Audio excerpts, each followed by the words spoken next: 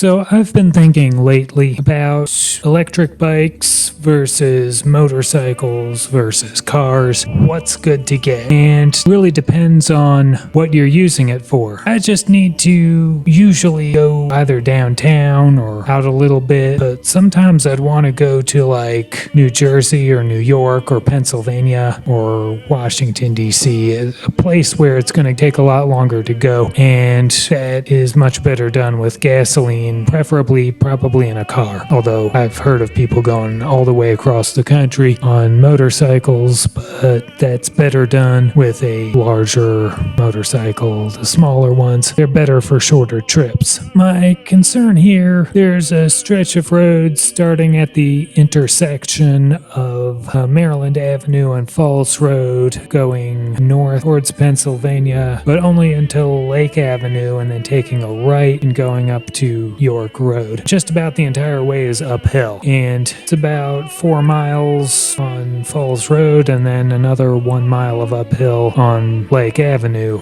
The 4 miles on Falls Road is steady uphill with a few steep inclines, but it'll gradually wear you out like an uphill marathon. And then Lake Avenue is steep. It's brutal how steep Lake Avenue is, and it's like a mile of uphill. That's going to take a lot of energy to do that, and if I want an electric bike that can do that, I mean, most bikes have like a 20 to 25 mile range, and enough that it will probably go 5 miles uphill, but that might be most of the energy in a battery, because uphill takes a lot more energy than on level ground. Gas would have no problem doing it, except like a 49cc 4-stroke scooter. I had one of those for a few months one summer. It just wasn't powerful enough to keep with traffic, and it's too obvious that it's not a bicycle. You can't really go on the sidewalk or stay out of the area where cars go, so it's not a good situation. There's a few motorcycles I've been looking at. The KTM Duke 390 is really good, but a bit pricey and on the larger end of what I'd be looking for. That could go across the country, but kind of a stiff suspension to do that on. It's more of a fun bike for short to medium rides, but it can handle many highways in the country. It has a maximum speed around 104 miles per hour, and it's comfortable, probably between 35 and 85 miles per hour. There's also a new Duke 200, but that has a maximum speed around 80 and is comfortable between 35 to 65 miles an hour. The Honda CB300F, I sat on that one actually. It felt perfect for me. People say it's very boring, but I like a boring bike. I want a standard seating position. I'm not really into leaning forward like a sport bike, and I want my feet under me, so a cruiser wouldn't work for that. Although a scooter, I can just put my feet on the passenger pegs. There's advantages to different things, but for practical reasons, you kind of need a car first if you're going to have a job that relies on you to get to the job, even in inclement weather, because you don't want to be in a two-wheel vehicle when the weather's bad. Even if you have like one of these, I forget what they are, Yamaha and BMW both make them. They're like a dual-purpose bike that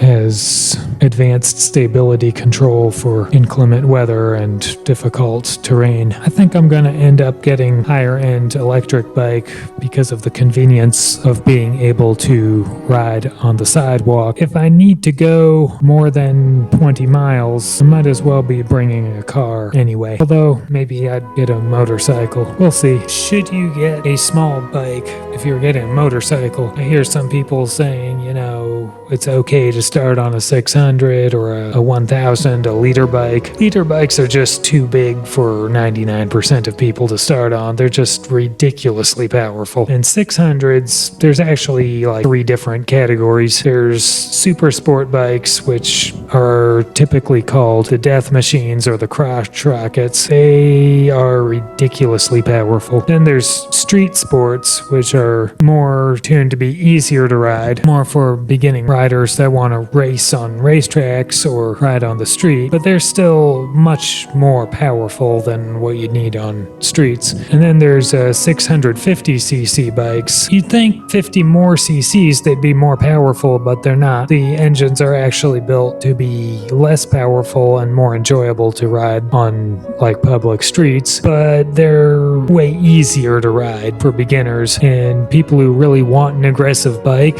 find those underwhelming. They're not as aggressive as 600cc bikes. 650cc bikes are just friendlier choice to ride, but they still have a top speed around 130 miles per hour, and their comfortable range of speed is they're usually most comfortable between 45 and 110 miles per hour, and that's just faster than you need on public roadways. 400cc motorcycles and scooters are the upper end of the amount of power that you're going to need on the street, and 300 seems to be the lower end of what you'd need on the street. So like a 250cc bike, it's enough, but if you're on the highway, it's gonna leave you wanting more. A 300cc bike, 300cc class bike, I know CB300F is only 286cc engine. It's just fast enough where it's not gonna leave you wanting more unless you like really extreme acceleration, and if you're trying to be